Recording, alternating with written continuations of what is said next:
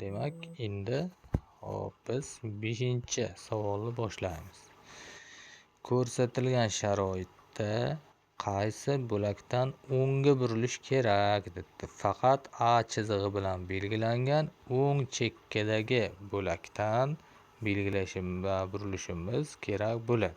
Chunki A polosini yonida ko'rib turganimizdek uzuq chiziq bilan kirishga imkoniyat yaratib qo'yilgan. O'shani hisobga olib kiramiz. Agar splashnoy A bu tomondagi splashnoy bo'lganda edi, uzuq bo'lmaganda edi, unda keyin o'rta bo'lak deyiladi. Hozir bu holatda faqat A chizig'i bilan belgilangan o'ng bo'lakdan belgilashimiz kerak bo'ladi. Hop, 2ga o'tamiz. Chorrahalarda aylanma harakatlanish tashkil qilingan debdi. Siz yaqinlashib kelayotgan chorrahaning qatnov qismi ikkita harakat bo'lagiga ega. Ya'ni ikki polosali yo'ldan kolsovoyga kirib ketishsiz debdi.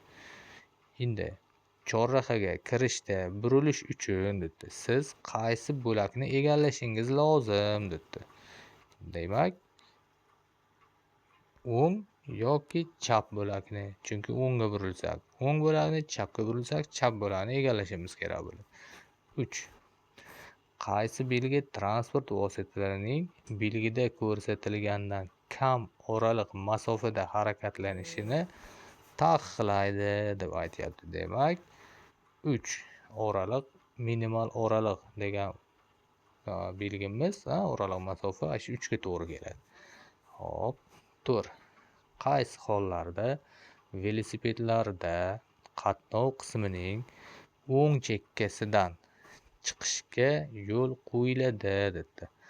Ruxsat etilgan hollarda chapga burilish yoki orqaga qaytish uchun ruxsat etiladi. Undan boshqa holatda o'ng tomonda yurish kerak bo'ladi. Chekkaroqda. Xo'p, endi 5.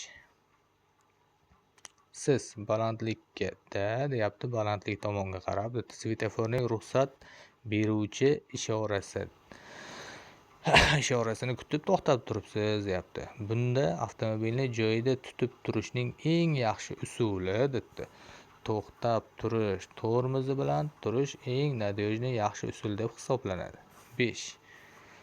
Tartibga soluvchining bu ishorasi quyidagini bildiradi debdi.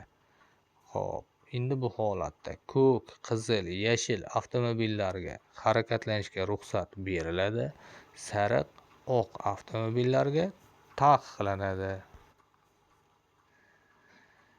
Ko'k, qizil, yashil. Hop, demak, ko'k buriladi o'ngga.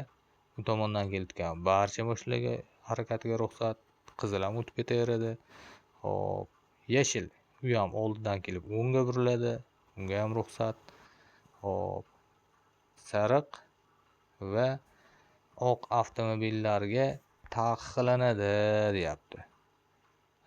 Ya'ni sariq bilan oq ortidan yaqinlashyapti, o'ng yelkadan yaqinlashyapti. O'shani hisobga olib, taqiqlanadi.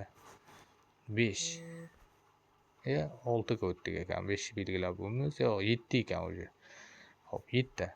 Aholi punktlaridan tashqarida yengil avtomobillarning qanday eng katta tezlik bilan harakatlanishiga ruxsat etiladi. Aholi yashaydigan joylardan tashqarida tezlikni soatiga 100 km dan oshirmasdan harakatlanish belgilangan. 8.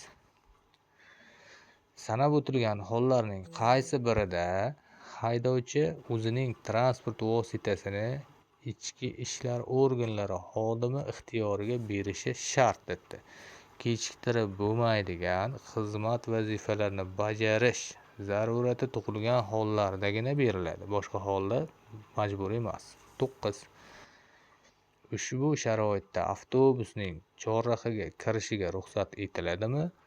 Taqiqlanadi. Chunki chorrahani ichida trolleybus mashinamizda bitta simi uzilib, qiyshayib, o'chib qolib, tirbandlik qilib turibdi. Ya'ni tirband chorrahaga kirish mumkin emas. 10. Qaysi transport vositasining haydovchisi oldin harakatlanish huquqiga ega? Bu holatda belgilarga asoslanamizda. Demak, yuk avtomobil haydovchisi